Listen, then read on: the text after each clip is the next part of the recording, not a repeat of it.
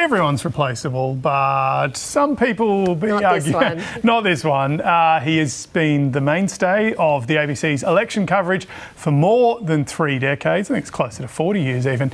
Anthony Green has won a legion of fans for his forensic and energetic, sometimes eccentric coverage of Australia's elections as the ABC's chief elections analyst.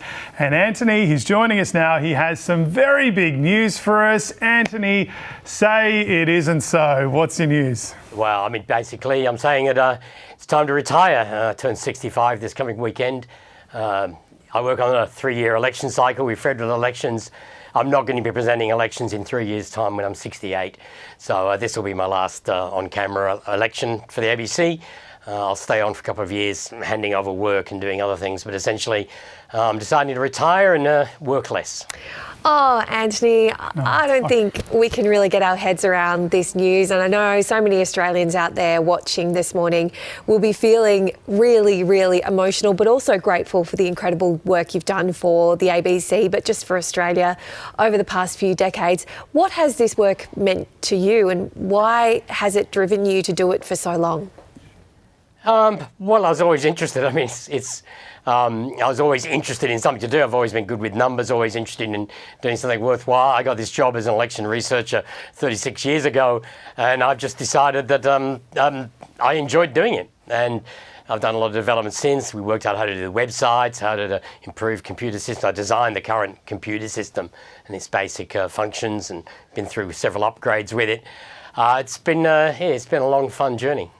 Anthony, you've been telling people behind the scenes, this will be my last, this will be my last. I didn't believe it, I've got to be honest. You put up with lots of people, including Bridget and I, but we were both 3 when you first got your job at the ABC. I think we've even got the original job ad to show everyone.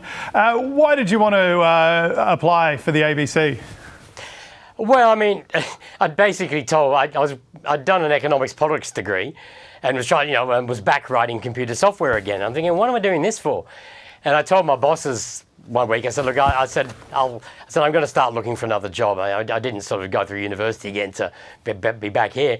I looked in the paper that weekend, and there was that job ad, and I thought, that's me.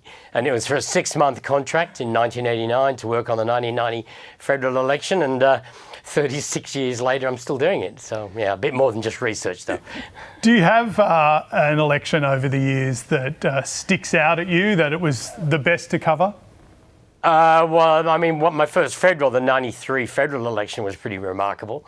And it was a much better result for Labor than anybody expected. Nobody expected not many expected the Keating government to get re-elected. Most of the ones that tend to stick in my memory are the ones which were surprising, ones you didn't expect. The 91 New South Wales election, which was my first, and the Greiner government nearly got back. 99 in Victoria when the Kennett government was defeated. 2015 when Campbell Newman's government lost in extraordinary circumstances. There's a number of those elections which just stick in my memory. But they're getting harder and harder to do. I mean, when we started doing this 35 years ago, every seat was a 2-party preferred contest. There was only 2, 3, 4 candidates on the ballot paper. You weren't doing complex things. The first really hard one was 98 in Queensland when, geez, you got some old shots of me, haven't you? Oh, look at you there, Anthony. Look at that hair. Look at the computer, Anthony. Still 2-finger typing as well.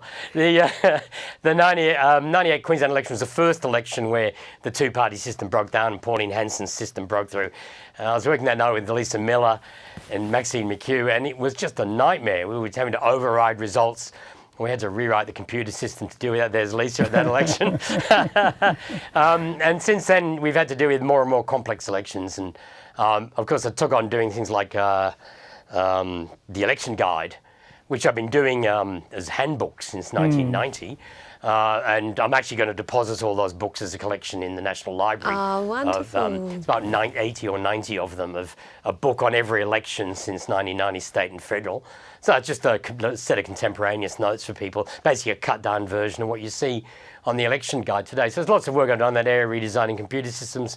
When I first started doing this, you had to be in the tally room to get the numbers. It was the only way you could access the Electoral Commission's computer system. It was the only way to get data from the Electoral Commission to the ABC computer. So you had to be there. But it's a completely different world now. Vast amounts of data comes, and the sheer volume of data is so much greater. The first election I did in 1990, there were no preference counts in those days.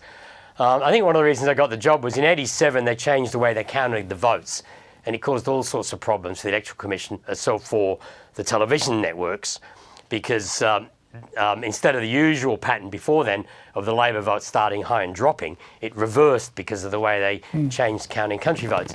And I think one of the things that got me the job was when I did the interview for this research position, I knew exactly what had gone wrong in 87.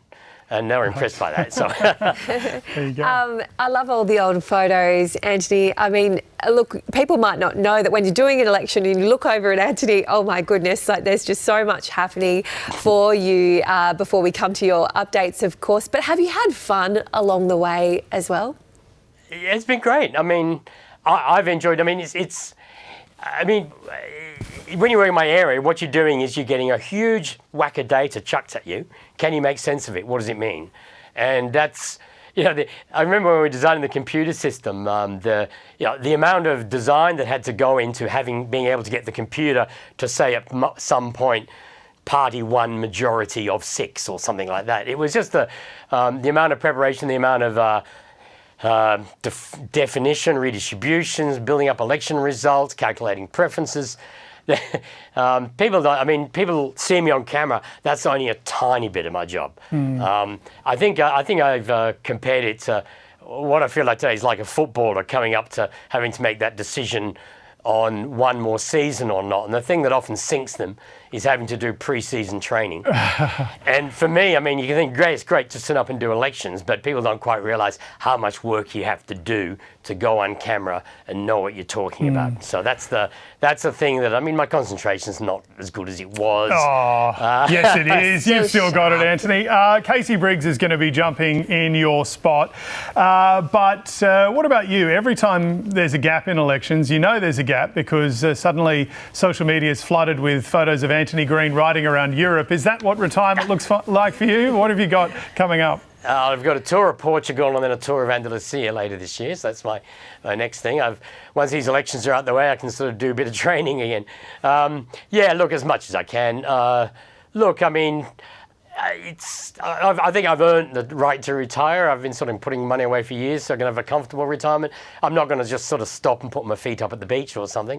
I'll continue to do some work. I'm taking some long service leave, and I've got I'll work on preparation for the next South Australian election, and in that process document everything I do, because there's a lot of things I do which people just aren't aware of, or the tricks of the trade about, people don't realise to get the bars in the same colour and the same order on every graphic is not as easy as you think. Being able to bring up the right picture for every candidate when you bring up the seat. People don't quite realise the bits and pieces you have to do. So, I mean, there's only once it didn't happen. We had a Queensland election, and it was supposed to be a picture of Robbie Katter, and they'd stored the picture of Bob Katter, and we all sat there horrified because, of course, I don't cut the pictures out. There's somebody out there, we've got someone down the bottom who does all the pictures, and they don't know who all the politicians are. So there's endless little stories like that you could raise of things that have gone wrong and things that have gone right. But it's it's been great fun, and it's a bit daunting to have to say, look, I'm not going to do it anymore in the way I do it.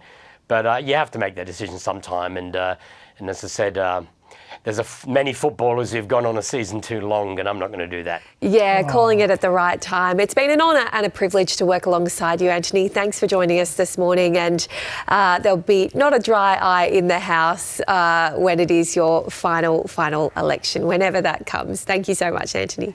Thanks very much.